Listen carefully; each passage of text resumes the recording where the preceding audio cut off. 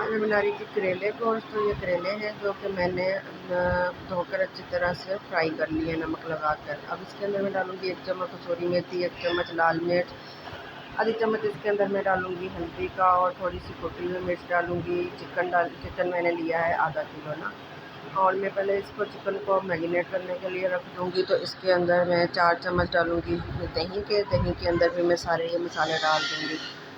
और यहाँ पे मैं दही डाल रही हूँ, 4 चम्मच जो है वो दही के डाले। अब इसके अंदर हम लोग सारे मसाले जो हैं वो ऐड करेंगे।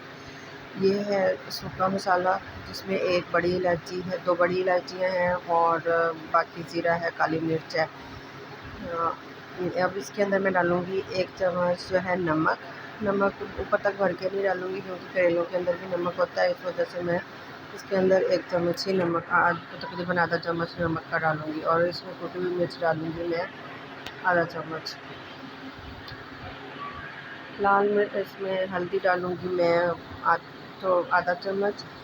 और लाल मिर्च डालूँगी इसके अंदर मैं 1 चम्मच भरकर। और इस मसाले को मैं अच्छी तरह से मिक्स करूँगी। इसके अंदर कसूरी मेथी डालूँगी मैं 1 चम्मच। ये मैं छोटा था चम्मच उस साइड से, तो इस वजह से मैंने फिर ये तो 2 डाले। तो 1 चम्मच इसके अंदर मैं कसूरी मेथी डालूँगी। अब इस मसाले को अच्छी तरह से मिक्स कर लेंगे और फिर हम इसके अंदर ऐड करेंगे चिकन को।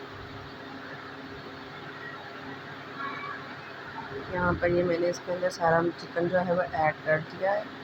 अब इसको मैं अच्छी तरह से ये जो मैं मसाला है मैरिनेट करने के लिए बनाया था, ये मैं अच्छी तरह से इसको लगा दूँगी। यहाँ पे ये देखिए मैंने अच्छी तरह से चिकन को मसाला जो है वो लगा दिया है। और इसको मैं छोड़ दूँगी तकरीबन आधे घंटे के लिए ना। और यहाँ पे मैंने एक कढ़ाई में 1 कप जो है ऑयल लिया है, क्योंकि जो मैंने प्याज करेले फ्राई किए थे उसमें जो ऑयल बचा था वो मैंने उसी में डाल दिया था। इस वजह से करेलों के अंदर जो है भी ऑयल है। इस वजह से मैं 1 कप जो है आधा कप जो है वो मैं ऑयल का लूँगी। और इसमें हम प्याज डाल के थोड़ा सा मैं इसके अंदर लाल मिर्च और नमक डाल के उसको अच्छी तरह से भून लूँगी।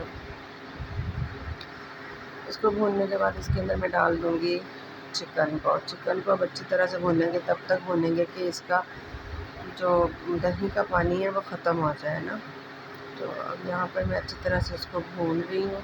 और इसमें मैंने टमाटर भी 1 डाल दिया था काट के। और अब मैं इसे अच्छी तरह से भून लूँगी। करेले जो हैं ये मैंने इनको काट कर अच्छी तरह से ये नमक लगा कर फिर मैंने इन्हें अच्छी तरह से फ्राई कर लिया था।